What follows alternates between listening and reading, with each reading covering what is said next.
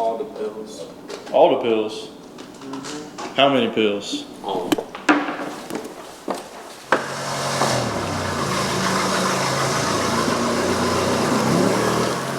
Headed to the gym for an early morning workout.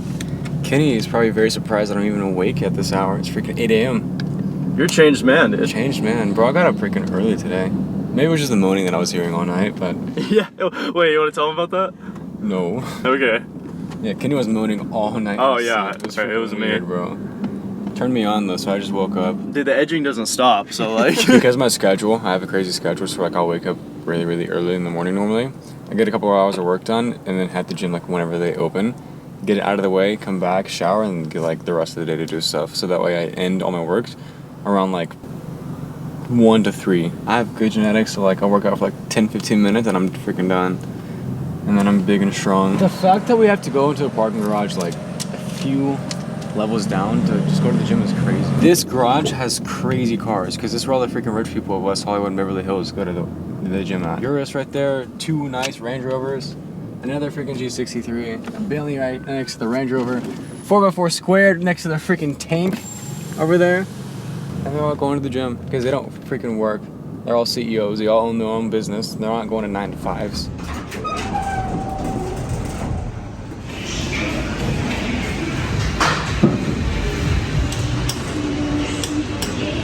We just finished our workout and we stopped by this place called Sun Life. I actually used to come here like every single day. I spent $45 for 2 smoothies and 2 shots.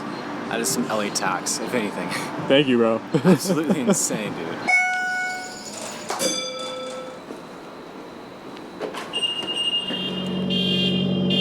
Cars will allow there, I bud. start my car and this freaking alarm goes off. That's insane. I was in there and I was like, oh, it's kind of a sausage fest in here. And then I realized most of the girls that go there are probably still asleep. Yeah, they come around like 11 to 1 normally. None of the pretty girls would come in the morning. It's almost like they don't have a job to wake up and go to. I mean, again, like just half of it compared to like, it's like crazy. And like that it's over Canada, that's also insane too. Snapchat also is doing about half of what Facebook's doing right now. So the month today has been $46,000 from just Mexico with the Mexico copy on Snapchat. All right, well I had a meeting. It went really well. It was like only an hour long. Normally they're like way longer than that. What was it about? Money, success, girls, traveling, private jets, airplanes, watches. No, it was just about like catching up with one of my clients, which is Young LA, and I can say that. We had a big sale over the week, like last week, so we were just catching up finally after like a week of like not talking to each other pretty much. And so it was important to get like, you know, back on touch with everything. And now I'm about to go grab some food. I'm gonna take this supplement called Noopept, and it's like a really strong cognitive enhancement. It's a nootropic as well, so it helps you focus a bit, but like took it yesterday, I felt really good, and so I'm gonna take it again today, but like my reaction is so weird to this because you gotta inhale it, so it's like getting a shot, like you know how it is. I don't want to do it. Oh man. That's the weirdest. Dude, I don't know how to. Yesterday was funny because you're like, oh. I don't know how to. I don't know how to explain it.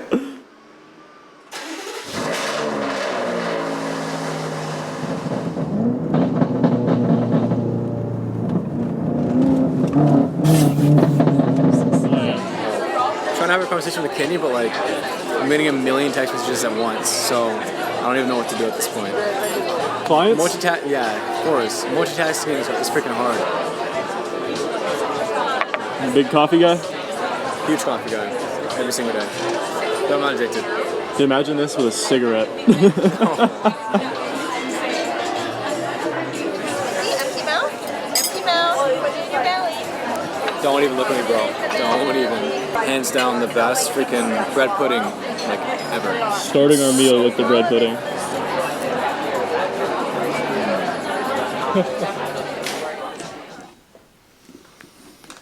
I was just writing down a new video that I want to do, and then one of my friends just sent me a text saying that he has this company that wants to get into a call with me. They are a 9-figure e-commerce company. They're crazy on TikTok, shop over like $1 million a day sometimes. And so he said, like, are you available in the next 10 minutes? So, and it's 3:11 now, and around 3:20, I'll be getting in a call with a 9-figure e-commerce brand. So, don't know how it's gonna go. Never met the people before. It's gonna be the first interaction with them, and my ideal situation is obviously I close them at the end of the call. But if that doesn't happen, that's okay, because I mean, no matter what, I have a new connection. Maybe I close them later on, but I'm pretty good at closing, so we'll see how it goes. I'm not gonna do this meeting in my room, even though I have a crazy setup right here. I'm gonna move into Armin's room just because the view is dope, and also it's kind of in the shade right now because like it's all blown out on the camera. But you guys gotta see this view. It looks crazy for new meetings, and then also for like existing clients that I get on. How much does the pool increase the conversion rate? Not gonna lie, I'm at 100% conversion rate right now with the pool. So we're about to go over there and take the meeting. It's freaking 3:16. I don't even think I need a light. It's that good. So one time I was in a call with Steve from Fitment Industries or Hamilton Collection, and I took a meeting in here, actually 2 of them. Immediately after the meeting, he was talking to me, and then apparently he looked at my house on Zillow, and then he goes like, "Why do you need to freaking charge me when you live in a $10 million house?" I don't know. I'll show you the email. It's actually really funny though. People always say something about the setup, especially in this room, because they see the big pool and they see the view, which you don't really get like in the hills or like anywhere else in LA pretty much.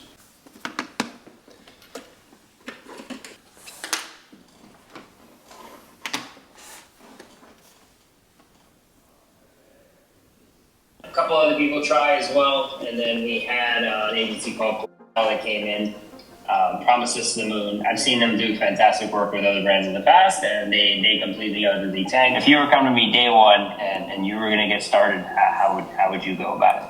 So I can kind of start off the first thing you say, but in terms of like brands or just accounts that I would like be managing, I mean I manage like mostly like very, very large scale companies. So there's some that I can't say, but very, very large apparel brands, supplement companies, automotive companies like Fitment Industries, custom offsets for like the automotive side, and then apparel brands, and no cosmetic brands at the moment right now, but I have worked with and consulted with Rode in the past, actually this year.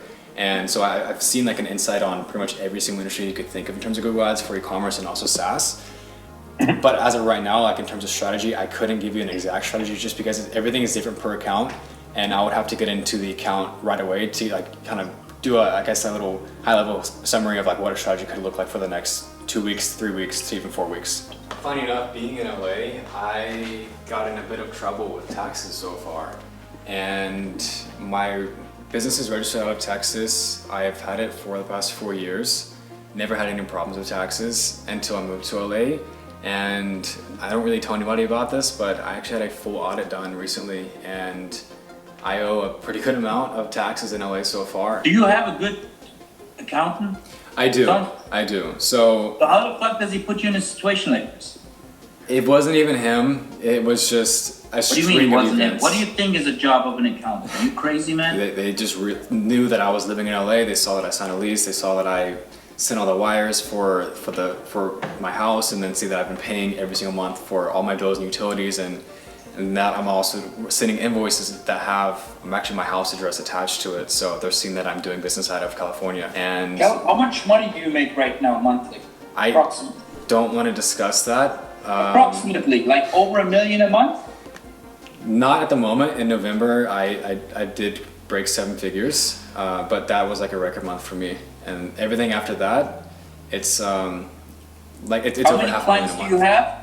I have over 100 clients in my agency. It's a big company. So how can you take another client then? How do you spread your time? I mean, how the fuck Delegating do you do that? tasks to employees has been the biggest part for growing my company. That's been the most important for me. Anybody that comes my way, I manage, or has like either me or my CMO. Anybody that comes through the pipeline of leads, I'll delegate those. If they're spending less than $50,000 a month, I'll just send them off to my company or my employees, and I would just appoint specific ad accounts for TikTok ads, Snapchat ads, whatever it is. And I delegate the tasks to those people. And I oversee everything no matter what. I'm kind of like a manager on their accounts, but I just send those to them. But like if anything comes to me from either a referral or just, referral, I manage all that kind of stuff. Mm-hmm. So it doesn't really matter if you're spending like $1,000 a month or $100,000 a month or even $10 million a month. If you come to me, I'll be managing your account. I like you, man. Yeah, you're very confident. Thank you, thank you. We were just talking to Calix about that. So you still haven't told me what your goal is. You just told me you're planning on moving to Costa Rica half-time. Legally, you pay So tax. what's your goal when it comes to business? Where do you want to be? So, I'm working on growing my agency as big as I can at this point. I want to hire on as many employees. I want to just full force all in on marketing. I want to turn this into like the biggest agency in honestly like the world at some point. That's crazy to say, but I just want to create this enormous company and kind of do marketing the right way. I'm very, very easy to work with in terms of like invoicing and scheduling and everything like that. I get stuff done very quick. I freaking hate waiting. And so in terms of like 1-2 years, I've had to pivot kind of what I wanted to do with my company. I had an offer to sell it beginning of this year, and my goal was to sell it, but then a little spark ignited in me, and I've actually kind of flipped it and wanted to grow it, continue growing it as much as I can. And ever since then, I've been on a just pretty much upwards trajectory in terms of growing with clients and also just top line revenue. I've been able to increase top line revenue. I've solidified partnership agreements between Klaviyo and us, and Attentive. There's a lot of stuff that I'm working on behind the scenes. I'm developing a SaaS app for basically eliminating like a high-risk triple whale for attribution across every single client that I work with. Everything will be in-house through my company. And so there's a lot of like behind the scenes stuff that I'm working on.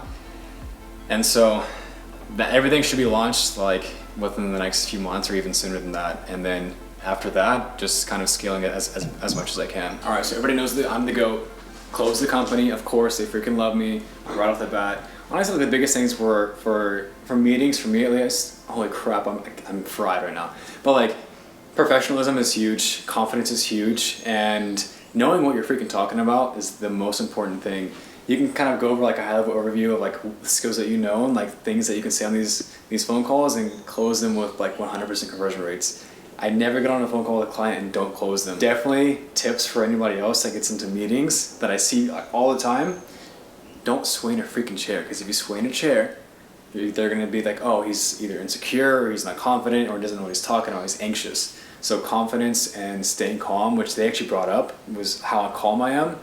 That's how to win over pretty much everybody. And like that's in a lot of books that I read, and that's something that I've applied to just meetings that I've done over the past few years. And yeah, I closed them with no problem. They actually liked me so much that they want me to work on other accounts that they either have friends that own or brands at their friends own, and they want to give other accounts, basically use me like a white label service for marketing. So I got them onboarded, ready to go. I'm already in their ad account too.